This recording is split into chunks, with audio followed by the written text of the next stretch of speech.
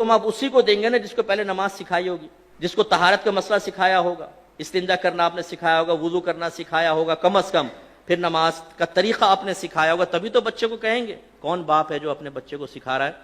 اور پھر وہ نبی جو رحمت للعالمین ہے وہ فرما رہے ہیں جب بچہ 10 برس کا ہو جائے تو مار کر نماز پڑھاؤ۔ اعلی حضرت امام علیہ سنت فرماتے ہیں کہ مار کر نماز پڑھاؤ، سرکار نے حکم فرمایا، یہ اس لیے نہیں تھا کہ وہ نماز ہے، بلکہ اس لیے کہ وہ فرض ہے۔ اس لیے نہیں کہ نماز ہے، اس لیے کہ فرض ہے۔ جب فرض اصل ہوا تو اس کا مطلب یہ ہوا کہ روزہ بھی چونکہ فرض ہے، اس لیے باپ پر واجب ہے کہ جب 10 برس کا بچہ ہو جائے اور روزے کی طاقت رکھتا ہو تو سختی کے ساتھ اس کو روزہ رکھوائے۔ اور اگر 10 برس میں باپ سختی نہیں کرے گا نماز اور روزے کے بارے میں تو وہ گناہگار ہوگا، مکروہ تحریمی کرے گا۔ مکروہ تحریمی فعل ہے یہ، کیونکہ حدیث کا رد کرنا یا اس کے خلاف جانا مکروہ تحریمی ہوتا ہے، سرکار کے حکم کے خلاف جانا۔ اب کتنے والدین ایسے ہیں، ہم تو ہر تو بچہ 10 برس، ابھی تو کھیلنے کی عمر ہے، ابھی کون سا بالغ ہوا ہے۔ بھائی بلوغت سے، اسی لیے تو آپ کے نبی سمجھا رہے ہیں بلوغت سے پہلے سکھاؤ اس کو۔ یہ بالکل ایسا ہوگا جیسے ایک نوجوان کا UK کا ویزا لگ گیا اور آپ کہیں کہ بیٹا امیگریشن کے سارے قوانین سیکھ لے، ذرا وہاں کے لاس سیکھ لے کہ تو وہاں تو اترے گا، غلط کام نہ کر۔ وہ کہے ٹھہرو بھائی ٹھہرو، پہلے UK کی سرزمین پہ اترنے تو دو، پھر سب سیکھ لوں گا۔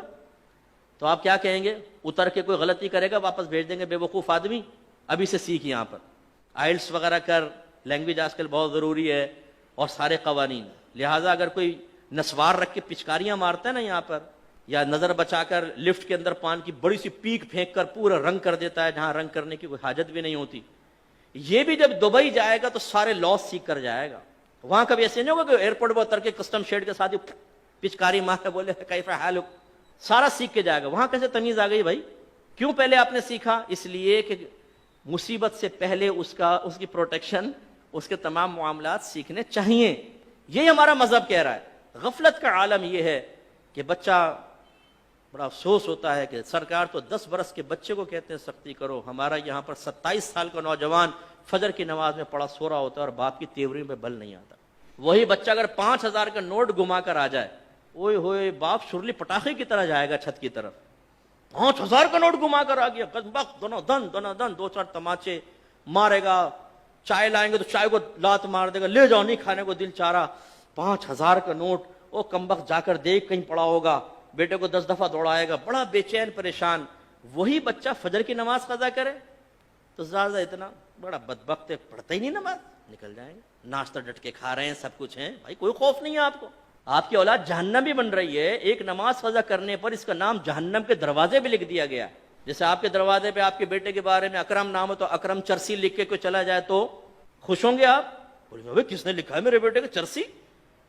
حالانکہ بیٹا ہو بھی نہیں، لیکن چرسی لکھنا ہی آپ کے لیے بڑی تکلیف کی بات ہے۔ اور آپ کے نبی فرما رہے ہیں جس نے نماز جان بوجھ کر قضا کی اس کا نام جہنم کے دروازے پر لکھ دیا جاتا ہے، لیکن باپ نہیں پھڑکے گا۔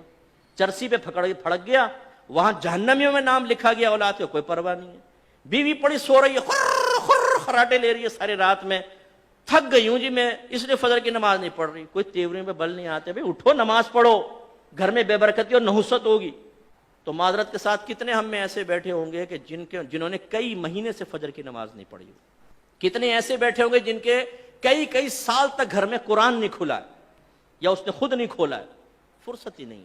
سیکھیے خدا را، اصلاح کیجئے، احکام شرعیہ عملیہ سیکھیے، اپنے بچوں کو سکھائیے۔